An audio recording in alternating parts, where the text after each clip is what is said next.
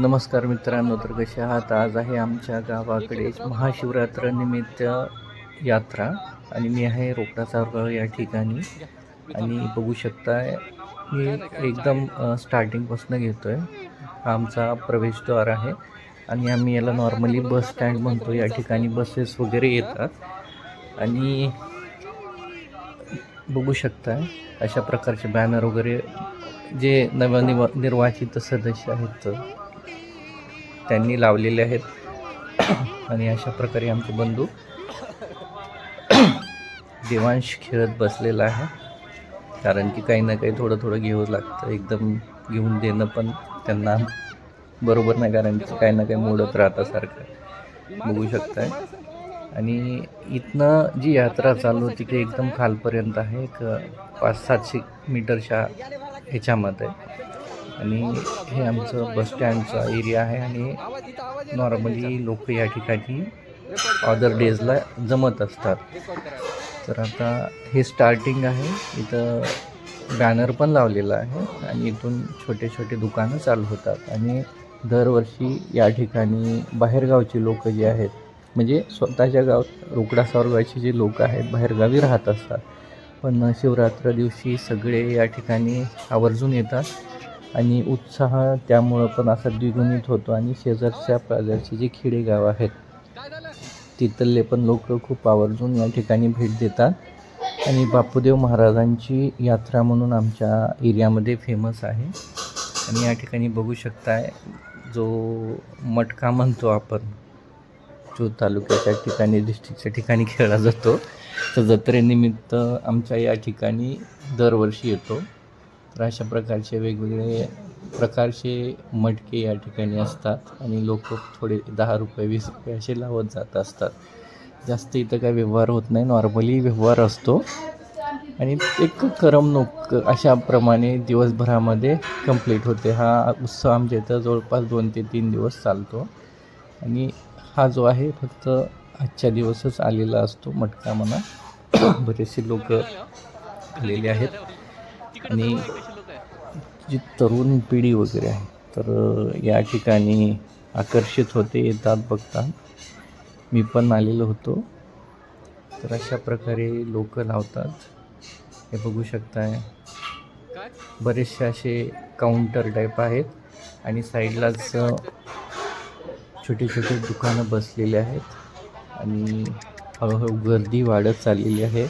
आमच्या लहानपणी लोक जे असायचे शेजार पाजारचे, ते बैलगाड्याने यायचे या ठिकाणी. तर अशा प्रकारे दर्शन झाल्यानंतर साईडलाच मंडप टाकलेला होता आणि त्या ठिकाणी महाप्रसादाची सोय होती. आजच्या दिवशी सर्व गावामध्ये उपवास असतो, लहान्यापासून थोडा मोठ्यापर्यंत उपवासाची खिचडी आणि केळी वगैरे या ठिकाणी महाप्रसाद असतो. आणि अशा प्रकारे जारची सुविधा केलेली आहे. आणि बघू शकता अशा प्रकारे नॉर्मली मंदिराच्या आजूबाजूला असे बरेचसे दुकानं थाटत आहेत. सकाळचा टायमिंग आहे आणि नंतर गर्दी होती, या कारणाने आम्ही अगोदरच येऊन दर्शन घेतलेलं आहे देवाचं. तर बघू शकता समोरच्याच ठिकाणी. आणि आतला मी परिसर पण दाखवतो, कारण की सध्या तेवढी गर्दी नाही, नंतर गर्दी वाढू शकते. अशा प्रकारे वेगवेगळ्या प्रकारचे जे दुकानं आहेत थाटलेले आहेत, बघू शकता.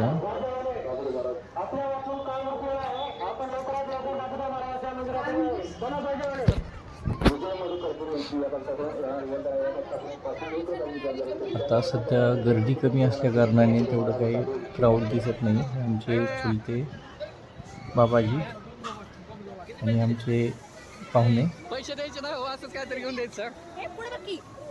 सध्या जाण्या येण्यासाठी जरा रस्ता आहे किंवा मोकळीक आहे म्हणा, पण नंतर गर्दी आणि क्राऊड खूपच वाढतो जसं जसं टायमिंग वाढत चाललेलं आहे. टायमिंग सध्या 10चा असेल, 10, 9:30, 10चा.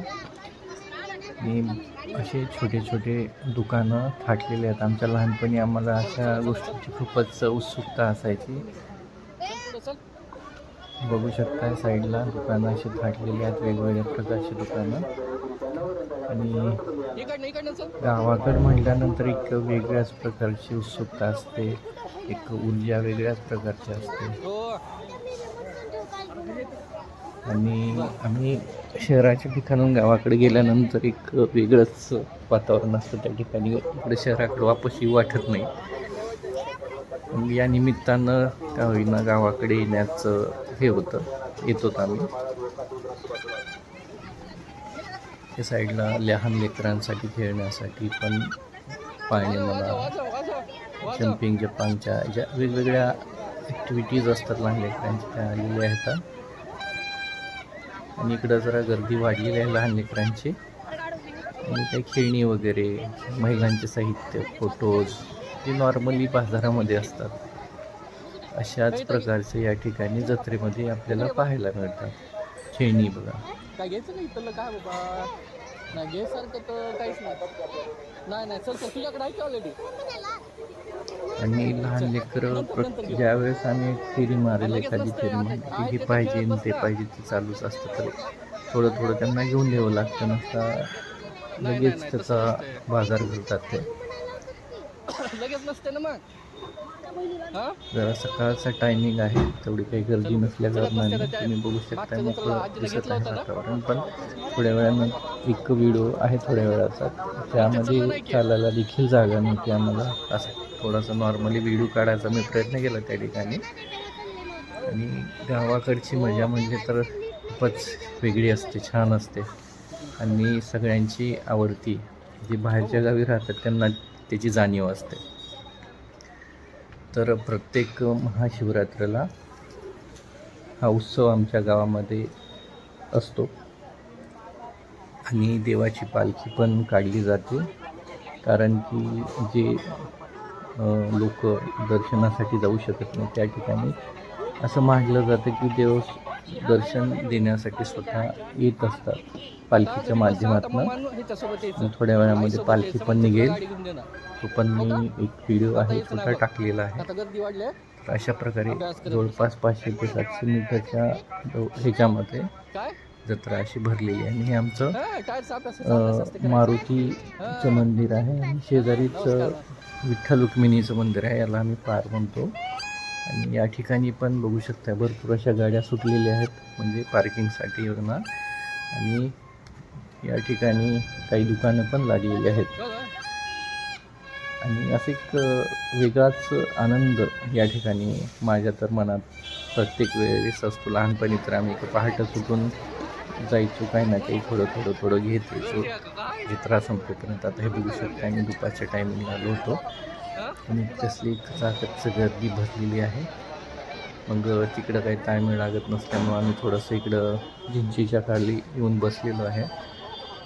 हे बघू शकताय, चालायला देखील जागा नाही. आता आणखीन याच्यामध्ये भर पडते, खूप लोक येतात या ठिकाणी.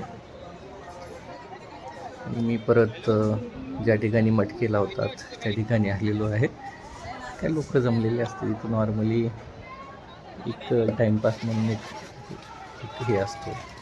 आणि या ठिकाणी थोडंफार मुलांना खेळण्यासाठी पण आणलेलं होतं. ते बघू शकता, पाळणे वगैरे. लहानपणी खूपच मजा यायची, आता फक्त बघून आनंद घेतो त्याचा, खूप छान वाटतं. मग अशीच व्हिडिओ पाहत राहा. थँक्यू, धन्यवाद. जय महाराष्ट्र.